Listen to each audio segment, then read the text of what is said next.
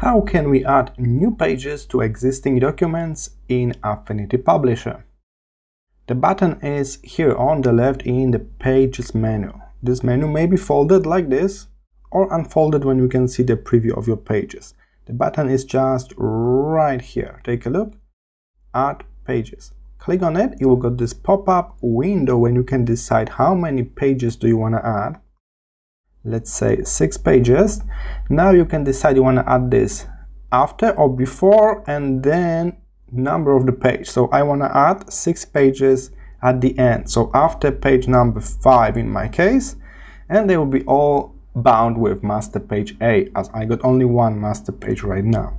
Click OK and take a look. Here in the preview I got additional pages after page 5. Alright, so that's how you do it. It's really easy, just one button on the left.